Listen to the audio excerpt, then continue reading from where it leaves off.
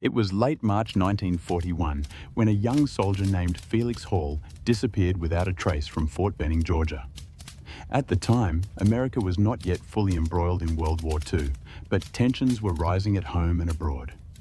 Within the fortified grounds of Fort Benning, a place meant to shape warriors and instill discipline, a quiet horror unfolded that would take decades to uncover. More than a month after his disappearance, Felix's decomposed body was found hanging in a secluded ravine on the base. His hands were tied behind his back with baling wire, and a noose hung taut around his neck. The conclusion should have been immediate: lynching, murder. But the military called it a suicide. And then they turned the page. The place where he was found was shaded by trees, far from the barracks, near an old sawmill trail where few would wander. The silence around his death was deafening. No announcements, no press release, no funeral with full military honors. For over 7 decades, Felix Hall was a ghost in the system, a name barely whispered, a file tucked deep in archives, a memory left to rot like his body once did in that ravine. Who was Felix Hall? Why did no one hear his screams? And why did the United States Army, a symbol of national unity and courage, let his death vanish into obscurity? Felix Hall's death is believed to be the first documented lynching on a US military base. This fact alone demands attention. But more than a tragic footnote in American history, Hall's story reveals an uncomfortable truth. Even within the uniforms of patriotism and service, racism could thrive. The branches of that tree at Fort Benning held more than a body. They bore the weight of a nation's hypocrisy. The racial tension in the South during the early 1940s was palpable. Jim Crow laws still loomed over Black Americans like invisible chains, segregating everything from water fountains to the front lines of war. And while President Franklin D. Roosevelt spoke of fighting tyranny abroad, young black men like Felix faced it daily within the borders they swore to defend. For black soldiers, serving their country was not just about warfare. It was a test of endurance in a system designed to diminish them. When Felix Hall enlisted in the US Army in 1940 at the age of 19, he likely hoped for an escape from poverty, perhaps even a path to dignity. Born in Millbrook, Alabama, Hall came from a working-class black family. Opportunities were limited, education scarce, but the military offered a semblance of structure and promise. It was a chance to be recognized as a man, an equal, a citizen. Instead, he encountered a brutal reality. Fort Benning, like most military installations of the time, was segregated. Black troops were often relegated to menial labor, cooking, digging ditches, carrying equipment. They had separate barracks, mess halls, and latrines. Racist insults were common. Discipline was harsher, and any complaint could be seen as insubordination. Felix worked in a sawmill unit, a place that demanded physical strength and relentless endurance. His co-workers were both black and white, but the power dynamics were unmistakable. Witnesses later described a hostile environment where Felix was frequently targeted and belittled. One black soldier who served with him said Hall was too proud, too quiet. In an institution where submission was demanded, his silence spoke volumes. Then came February 1941. Felix failed to show up for roll call. At first, there was little concern. Soldiers sometimes missed formation for illness or errands. But as days passed, his absence became harder to ignore. A missing persons report was filed. A search was ordered. Nothing was found. Then, on March 28th, 2 soldiers discovered a putrid smell near a ravine not far from the sawmill. There, tangled in tree roots and decay, was Felix Hall's body. The sight was gruesome. His corpse was suspended from a sapling, arms tightly bound behind his back, legs dangling lifeless. The rope had carved deep into his neck. Insects had devoured his features. His dog tags had fallen nearby. He had been dead for weeks. Despite the unmistakable signs of murder, military officials hesitated. The commanding officer on base quickly categorized the death as possible suicide. No suspects were named. No cause was officially determined. No alerts were sent to local newspapers. The body was buried quietly, with little ceremony. It was as if they wanted the story to disappear. And for a long time, it did. But truth, like justice, is not easily buried. In the decades that followed, whispers of Felix Hall's lynching surfaced among civil rights groups and black veterans. NAACP activists questioned the silence. Historians began to dig, and slowly, piece by painful piece, a portrait of racial violence and systemic failure began to emerge. The tree at Fort Benning is long gone. The ravine is overgrown. But the question remains, how could such a crime happen inside the walls of an institution sworn to protect its own? This series will trace every step, from Felix's upbringing to his death, the failed investigation, and the long-delayed quest for truth. We will examine the military's complicity, the media's silence, and the nation's reckoning with its own buried sins. The story of Felix Hall is not just a tale of the past.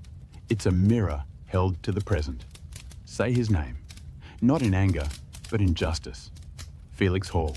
Before his name would be lost in military paperwork, before his body would be found swaying from a tree in a quiet ravine, Felix Hall was simply a young man with a dream.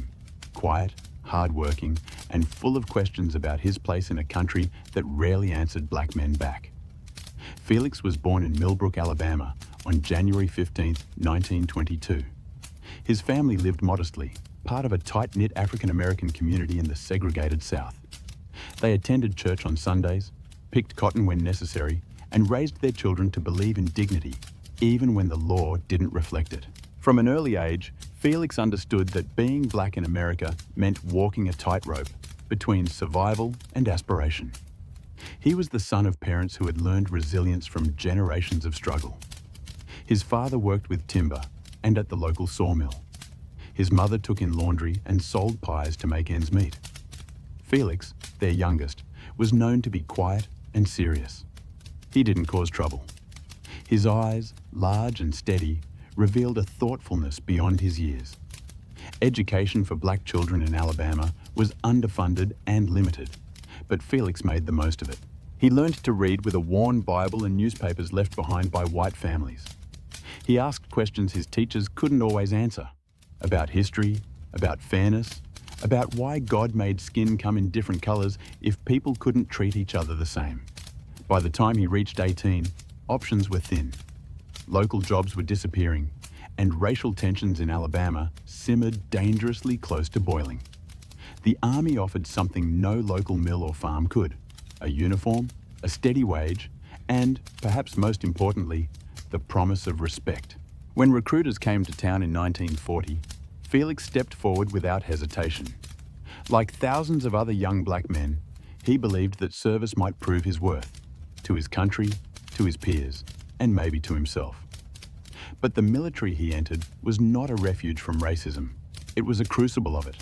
Fort Benning, Georgia, was where Felix was stationed. It was one of the largest military installations in the country, an engine of training, logistics, and racial segregation. Black soldiers were not allowed to train or sleep alongside their white counterparts. They ate separately, they marched separately, and they died separately, often unnoticed. Felix was assigned to the 24th Infantry Regiment, one of the few units composed entirely of black soldiers. Their duties were grueling and repetitive: cutting lumber, maintaining roads, hauling equipment, tasks no white soldier wanted. It was at the sawmill unit that Felix began to encounter not only exhausting labor, but also daily reminders of his place in the military's racial hierarchy. He kept mostly to himself. Those who served alongside him described him as solemn but polite, never confrontational. One soldier remembered him sitting alone during breaks, sketching small figures in the dirt with a stick. Perhaps they were maps, perhaps they were escape routes, or perhaps they were just a quiet man's way of holding on to himself amid the chaos. There were rumors that Felix had disagreements with white supervisors. Nothing official was ever recorded, but witnesses later said tensions had been rising. He reportedly stood up to one officer who insulted a fellow black soldier. Another time, he refused to follow an order that he considered degrading. In an army that demanded total obedience, especially from its black enlistees, such actions were dangerous. Still, Felix never lashed out. He followed routines, did his duties, and, in letters home, wrote little about his struggles. He didn't want to worry his family. But between the lines, his frustration showed. He told his sister in one letter, "I'm doing my part here, but sometimes I wonder if they see me at all." On February 12, 1941, just months into his service, Felix Hall was seen for the last time by his fellow soldiers. No one knew he was in danger, no alarms were sounded, and when he failed to report to roll call, the response was, at best, casual. For a full month, his absence went mostly unnoticed. Why didn't the Army take his disappearance seriously? Was it neglect, bureaucracy, or something darker? The truth may never be fully known. But what is certain is this: Felix Hall's dream of earning dignity in uniform died long before his body was found. It died in every moment he was treated as invisible, in every task that degraded him, in every voice that called him boy instead of soldier. The uniform he wore was supposed to stand for honor, for equality. But for Felix, it became a shroud, hiding the slow suffocation of his hope. In the next chapter, we will return to Fort Benning, to the moment a foul smell led two soldiers into a ravine, and to the harrowing discovery that would reveal more about America than it ever wanted to admit. Before his name would be lost in military paperwork, before his body would be found swaying from a tree in a quiet ravine, Felix Hall was simply a young man with a dream. Quiet, hard-working, and full of questions about his place in a country that rarely answered black men back.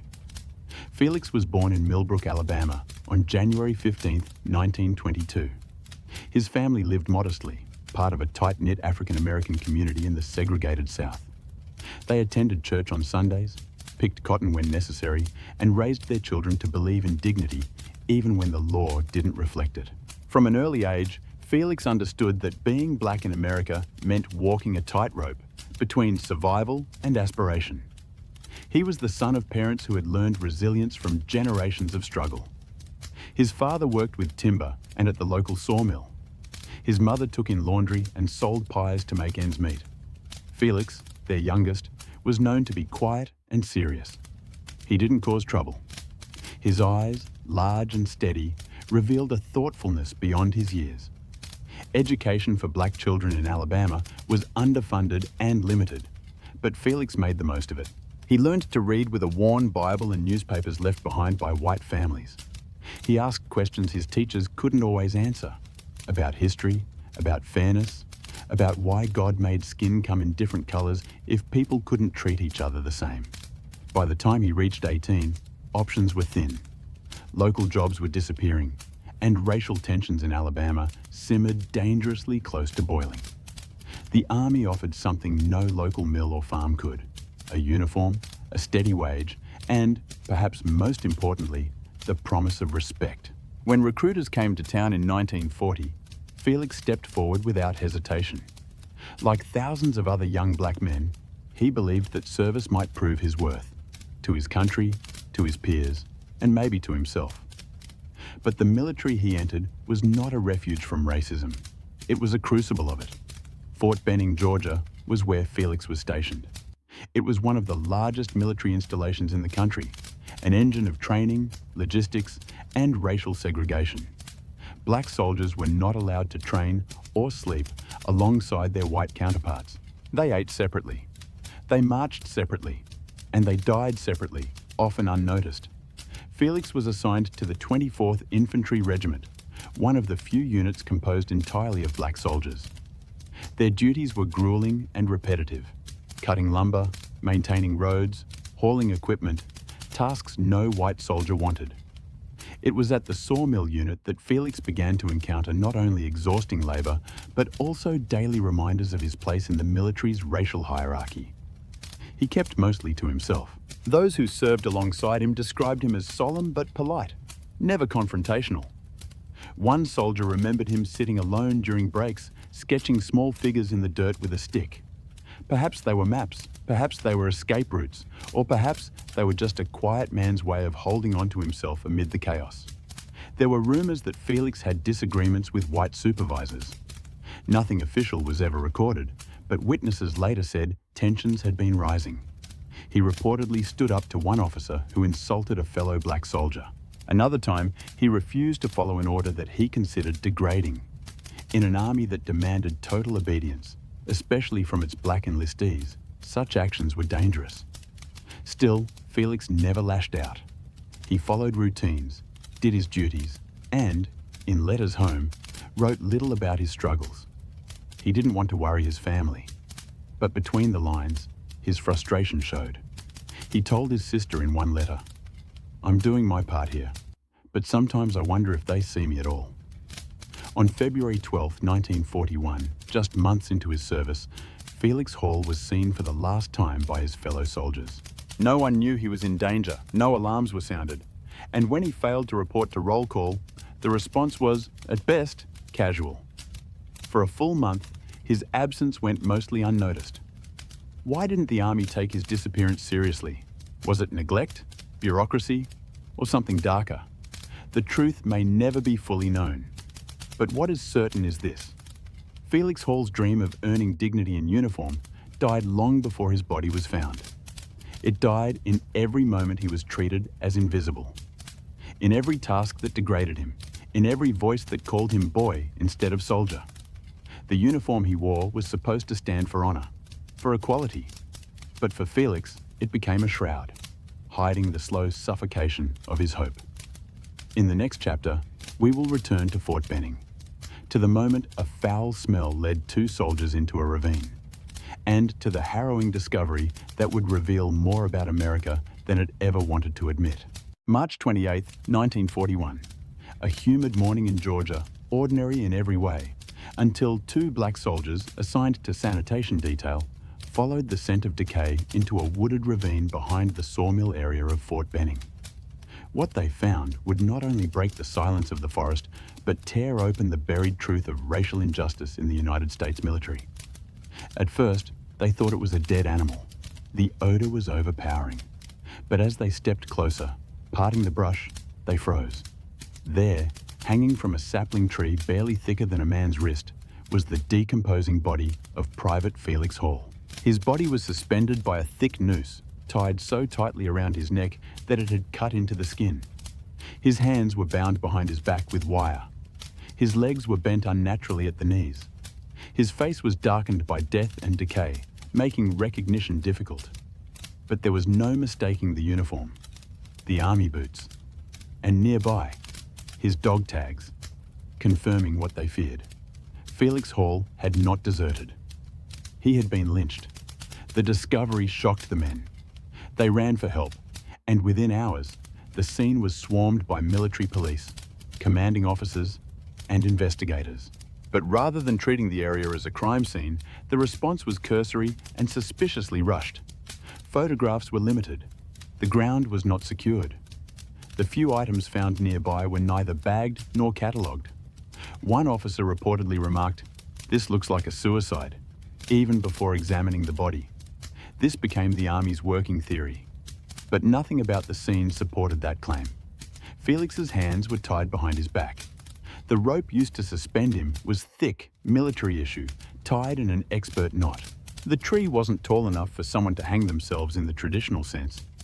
He had been positioned into a noose and left to die slowly, knees bent, unable to breathe.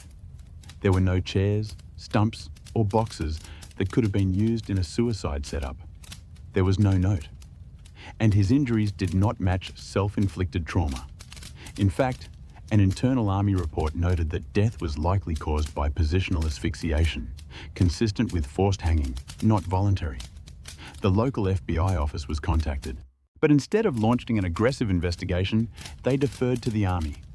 Within weeks, the official conclusion began forming: suicide. Though a military autopsy found evidence of restraint and no alcohol or drugs in his system, the report was vague and inconclusive. The Army notified Felix Hall's family by telegram. No detail was provided, only that their son was dead. His mother, Ella Hall, wrote back in desperation, "How did he die? Where is he buried? Who can I talk to?" She received no answer. Meanwhile, word began to spread among the black soldiers. Whispers of what had really happened circulated through the ranks. One man claimed to have seen Felix being berated by a white officer days before. Another recalled seeing him walk alone toward the woods, but couldn't say whether he had gone willingly. Speculation ran wild. Some believed he had been caught in an altercation with white soldiers. Others suspected a calculated killing, meant to send a message. A few even accused Fort Benning's leadership of covering up hate crimes. But officially, the Army buried the story. No formal press release, no media coverage. Felix Hall's name faded from public record. Even the local papers only ran a few lines, calling it a mysterious death. He was buried in his hometown without military honours. Years later, historians would piece together the events. They would find the military's own documents, autopsy reports, internal memos, many redacted or altered. One such memo read, "This matter should be closed internally to avoid undue scrutiny." Felix Hall became a ghost not only in the forest, but in history. The brutality of what was done to him, the cowardice of those who ignored it, and the complicity of an institution that refused to seek justice became a stain on the US Army's conscience. But his family never forgot. It should have been an investigation, a military procedure, thorough, by the book, relentless in its pursuit of justice. A soldier had been found hanged in a wooded area within Fort Benning, a US Army base. But what followed was not procedure. It was silence. Deliberate, calculated, cold. Within 48 hours of discovering Felix Hall's body, the area was cordoned off. Not to preserve the crime scene, but to seal it. No autopsy was requested. No forensic examination took place. There were no interviews with fellow soldiers. There was no effort to determine what had happened. The Army's initial statement, clinical, dismissive, labelled it an apparent suicide. But how does a man hang himself with his hands tied behind his back? How does he remove his own shoes, knot the rope into a professional noose, and hoist himself off the ground into a position where his feet barely touched the earth? No one asked. Or worse, no one wanted to ask. A memo from Army intelligence dated late March 1941 surfaced decades later. It read, "This matter should be handled discreetly to avoid unnecessary attention or impact on public confidence in the Army." That wasn't an oversight, it was policy. Buried in NAACP records and correspondence are hints of stories never followed. A tip about a confrontation between Hall and a group of white civilians near a worksite. Another claiming he was warned to stay away from a local girl. No leads were pursued. No details were added to official reports. They were erased before they ever had a chance to become evidence. When civil rights advocates demanded accountability, the Army responded with strategic silence. No outright denial, no promise of inquiry, just delays, deflections, and an unspoken hope that time would erase memory.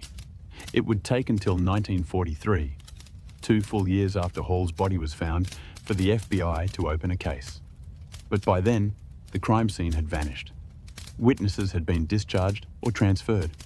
Records had been misplaced. The FBI's report reads more like a summary than an investigation. One page stands out in its brevity and finality. Body found suspended, identity confirmed, no suspects named, no further investigative steps taken, no interviews with commanding officers, no conversations with Hall's squad mates, no forensic follow-up, no indictment, no justice. The truth is harsher than any conspiracy. It's not that they couldn't find the killer. It's that they chose not to. The military, like many American institutions in 1941, operated as a closed system. It did not tolerate scrutiny. It did not welcome questions, especially about race. The protection of its image took precedence over the protection of its men. Felix Hall wasn't just a casualty of racial violence, he was a casualty of indifference. The system didn't fail him. It ignored him, purposefully. Internal Army letters from the time say more about optics, recruitment morale, and discipline cohesion than they do about the death itself. Not once is the word justice used. Not once is Hall's family mentioned. And they too were kept in the dark. His mother, Rosa Hall, received a brief letter, 1 paragraph, expressing regret for your son's passing. No explanation, no follow-up, no condolence visit. Just a folded page in a government envelope. As World War II raged on, the name Felix Hall faded from the memory of Fort Benning. No plaque bore his name. No anniversary acknowledged his death. No commanding officer ever spoke of him again. For the Army, the case was closed before it ever truly opened. This wasn't simply a lack of evidence. It was the active erasure of a man's life and the crime committed against him. And it was not unique. Hall's death sits among a shameful litany of black servicemen abused, silenced, or killed within segregated military structures, where loyalty was demanded, but dignity was optional. The investigation that never was didn't happen because of a lack of will. It didn't happen because those in power did not want it to happen. To investigate would be to admit something awful had occurred on their watch, and they weren't prepared for that truth. Felix Hall was not just a soldier. He was a human being whose life was deemed expendable the moment he became inconvenient. His death was not just an act of violence, it was a declaration that some lives, even in uniform, didn't warrant the effort of a signature, a subpoena, or a second look. Today, the grounds of Fort Benning, now renamed Fort Moore, continue to train new generations of American soldiers. The cadence of drills echoes across the fields where Hall once walked. And somewhere, perhaps beneath the roots of an old tree, the unanswered questions still linger. Because while the rope may have rotted and the uniforms changed, the truth has never been exhumed. The investigation never came. And that too was by design. They were there. They heard the whispers. They saw the tension rising like summer heat inside the barracks. The way white soldiers flinched when Hall walked past. The stares that lingered too long. The silence that wrapped itself around him like a warning. But when the time came to speak, no one stepped forward. Not officially, not in time, not loud enough. The Army never asked for witness statements. But there were witnesses. Young men stationed alongside Felix Hall in Company A of the 24th Infantry Regiment. Men who saw the quiet insults, the threats muttered behind cigarettes, the unexplained bruises that Hall never reported. They knew he was being watched. Some knew by whom. And at least one saw him walk into the woods on that final day and never return. But history doesn't record their names. In the decades since, fragments have emerged. Slips of memory from oral histories, anonymous interviews, letters buried in university archives. One soldier, years later, told his grandson about a kid who got hung in Georgia. They said it was suicide, but we all knew it wasn't. Another described how Hall had become withdrawn in the weeks before his death, nervous, restless, glancing over his shoulder even in the safety of the mess hall. One account, found in a 1970s civil rights project, recalls a young black recruit being warned not to cross the line. An unspoken line about where he could go, who he could talk to, and which men he should avoid. You could be in uniform, the witness said, but that didn't mean you were safe. Still, in 1941, none of them spoke to the press. None testified. None confronted their superiors. And it's not hard to understand why. They were black soldiers in the Jim Crow Army, a system built to control, not to protect. Speaking up could mean a demotion, a dishonorable discharge, or worse. Many of them had joined the military for a sliver of opportunity, a wage to send home, a uniform that might, just might, shield them from the worst of American racism. But when that uniform failed Felix Hall, they learned what it was really worth. The silence was not just cowardice, it was survival. The white soldiers said even less. Some mocked the death behind closed doors. Some avoided the subject entirely. Others repeated the Army's line. He hung himself. End of story. One sergeant reportedly warned the platoon not to stir things up. Another officer circulated a message discouraging gossip that could damage morale. In this atmosphere, the truth was not just buried, it was crushed under the weight of command. What happened at Fort Benning in 1941 was not only a lynching, it was a coordinated forgetting, a collective decision, silent but unanimous, that Felix Hall's death would not matter, that no one would be punished, that everyone would move on. And so, they did.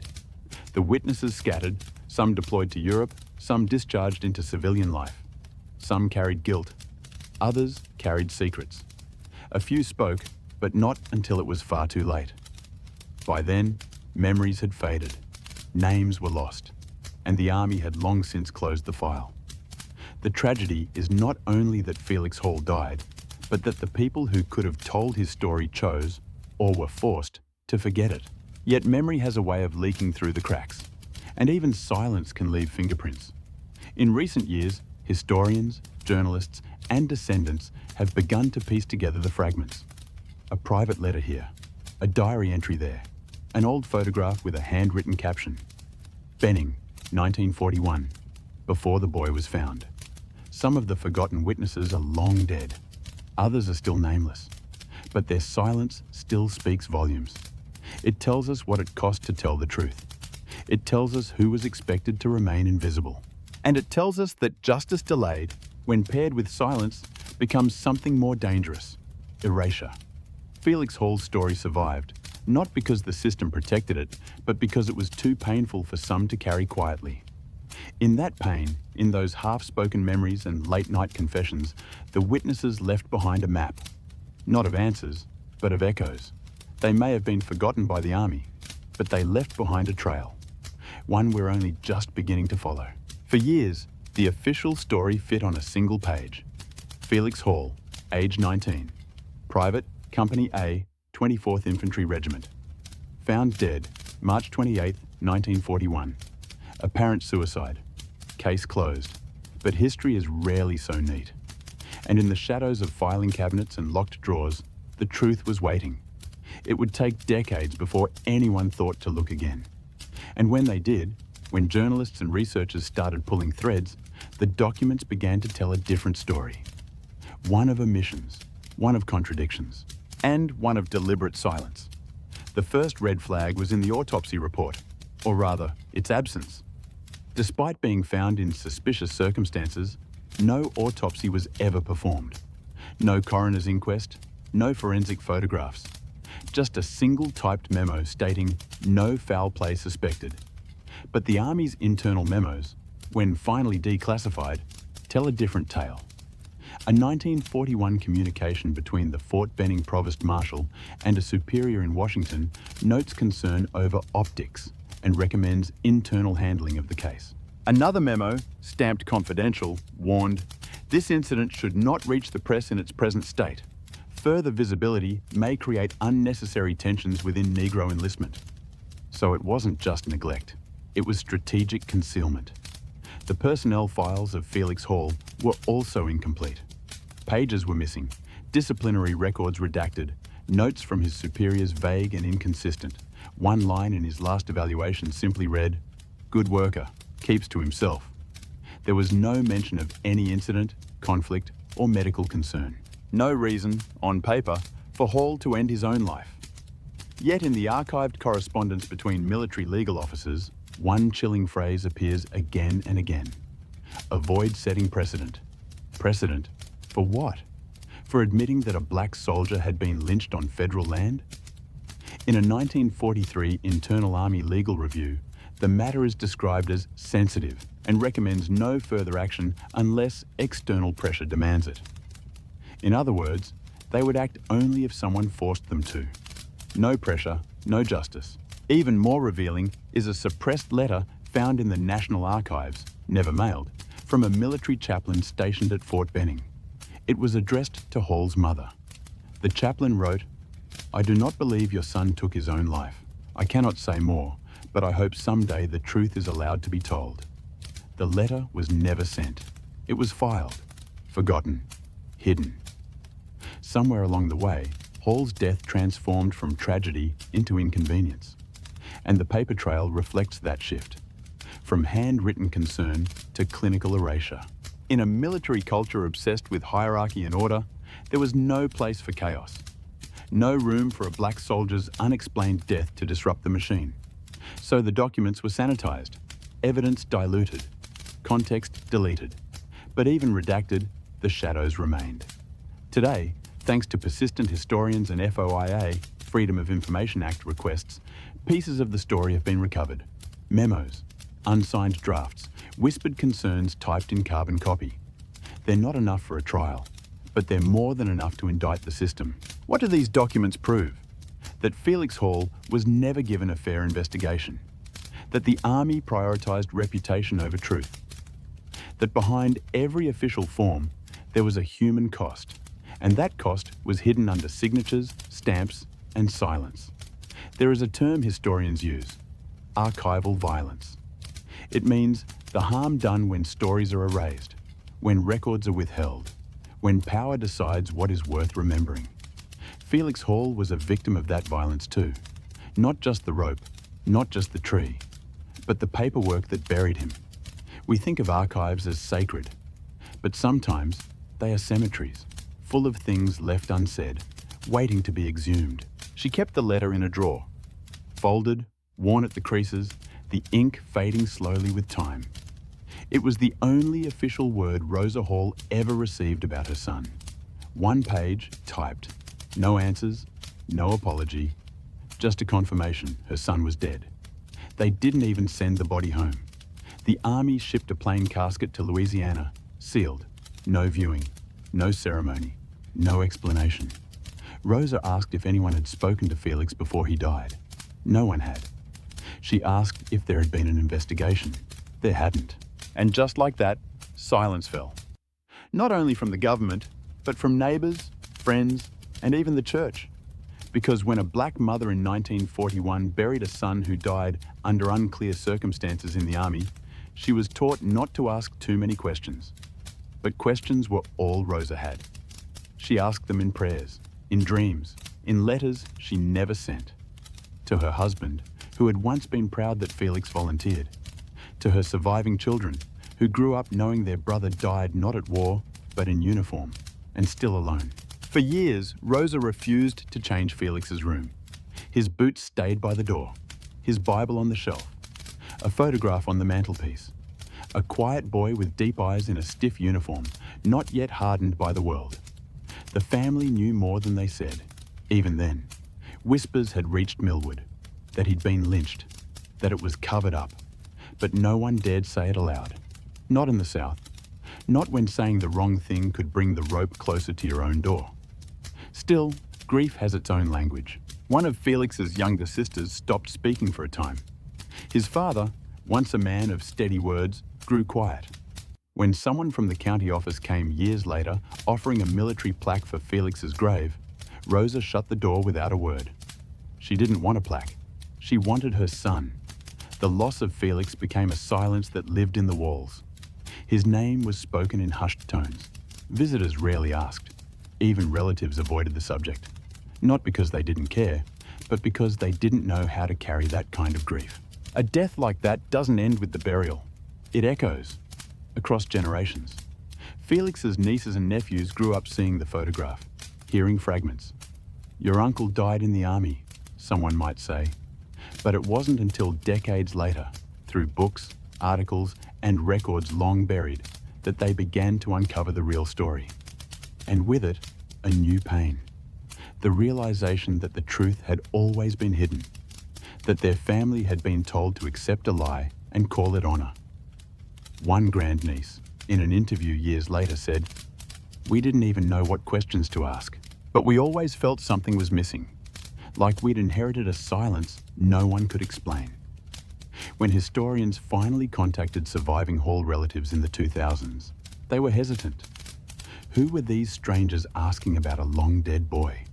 Why now, after all this time? But when they heard the story, the full story, the silence began to break. And something else emerged: pride. Because Felix hadn't just been a victim. He had been brave. He had served. He had endured. In 2021, over 80 years after his death, the Department of Defense finally acknowledged what had happened to Felix Hall. That he was lynched on Army property. That the investigation had been negligent. That the family had been denied truth. A memorial plaque was placed. Officials made statements. But Rosa Hall was long gone by then. She had died decades earlier, never having heard the words she most deserved. We were wrong. Still, her legacy lives on, in the resilience of her family, in their insistence on remembering, and in the image of a mother who refused to let grief be rewritten by bureaucracy. Felix Hall's death was a wound, but his family, through silence and survival, became the scar that would not disappear. Because some stories don't fade. They wait. In drawers, in bloodlines, in memories that refuse to stay buried. It wasn't just the army. It wasn't just Fort Benning, or one commanding officer, or one coroner who failed to act. It was the system, vast, layered, and indifferent, that swallowed Felix Hall. A system that knew how to make things disappear. From the moment Hall's body was found, the mechanisms of silence began turning. Not with violence, but with protocol. With forms unsigned. With questions unasked. With the cold efficiency of bureaucracy choosing not to care. The coroner signed the death certificate without a full examination. The press printed nothing. The NAACP received no reply. Congressional inquiries were ignored. And within the War Department, the message was clear. Do not escalate. Do not admit fault. Do not break the silence. In 1941, America stood on the brink of war. National unity was the mantra. Patriotism, the armor. There was no space in that narrative for a black soldier lynched in uniform. Not if the country hoped to rally men of every color into service. So they buried the story to save the cause. White newspapers didn't run the headline. Black newspapers weren't given access. Editors who might have investigated were denied sources or brushed off. Local officials in Georgia, still steeped in segregationist power structures, had no interest in digging up what they had quietly allowed to happen. Even the FBI, tasked with enforcing federal law, walked away. Their own internal review noted potential complications with pursuing the case and suggested that further involvement could damage relations between military and civilian jurisdictions. Translation: leave it alone. Felix Hall didn't just fall through the cracks. He was pushed. The army moved on. Training resumed. Bases expanded. The war effort surged forward. And behind it, the blood on Georgia soil dried beneath marching boots. No soldier was ever suspended. No commander was questioned. No legal tribunal convened. It was as if the lynching never happened, because the system made sure it couldn't be proven. This is what institutional silence looks like. A chain of inaction dressed up as order. A tragedy reclassified as inconvenience. A dead man's truth suffocated by paperwork. And that silence wasn't just passive, it was policed. Black soldiers who asked questions were warned to keep their heads down. Community members who pushed too hard risked backlash. Rosa Hall's family knew, if they demanded too much, they might be made to regret it. That is the genius of systemic silence. It doesn't just erase the truth, it teaches you to help erase it. Year after year, the case remained dormant. Not because no one cared, but because those who cared had no power, and those with power refused to care. And yet, the documents remained, hidden, misfiled, whispering. The system couldn't destroy everything. It could only delay, and delay became policy. By the time researchers in the 21st century reopened Felix Hall's story, they found themselves in a maze of missing pages and redacted lines. But even there, in the gaps, the truth spoke. It spoke in what wasn't said, in what should have been written and wasn't, in what justice should have looked like, and what it never did. The silence around Hall's death was not a failure of communication. It was a failure of morality at every level, from the barracks to the Capitol. His lynching was allowed to fade because those in power made that the easier choice. But silence is not neutral. It's not harmless. It kills, just more slowly. Felix Hall was 19. He had no trial, no defense, no last words recorded, and for more than 80 years, no one paid for what was done to him. Because systems are not built to correct themselves. They are built to protect themselves. For 80 years, Felix Hall lay in the shadows. His name was not taught in classrooms. His face was not etched in marble. His story, a soldier lynched in uniform on American soil, was never spoken in official ceremonies. But truth has a long memory, and justice, though late, does not always forget. It began slowly, with a footnote in a report, a question in a classroom, a name scribbled in the margin of a historian's notebook. People began to look again, not just at Felix Hall, but at what had been done to him, and more importantly, what had been done to keep us from knowing. In 2020, 1. After decades of silence, the Department of Defense acknowledged the truth. Felix Hall had been lynched while serving his country. An official memorial plaque was placed. Government officials issued a statement. But there was no parade, no medals, just a few solemn words carved into metal and a quiet gathering of people who had waited too long to hear them. For Hall's extended family, many of whom had only learned the full story recently, it was a moment of mourning and resolve. One said, "This isn't closure. This is permission to begin telling the truth out loud." Recognition didn't undo the crime. It didn't erase the pain or give Rosa Hall the answers she never received. But it opened a door for education, remembrance, and resistance. And that's what stories like Felix Hall's demand. Not just sympathy, but responsibility. Because this isn't just about one soldier in 1941. It's about every time a system says, your life doesn't matter enough to investigate. Every time silence is chosen over truth. Every time power protects itself instead of the people it serves. Felix Hall's death reminds us of the cost of that silence and the importance of those who break it. Today, you've heard his story, but it doesn't end here. Not unless we let it. If this moved you, if it made you think, if it made you angry, don't let that stop at the screen. Leave a comment. Tell us what this meant to you.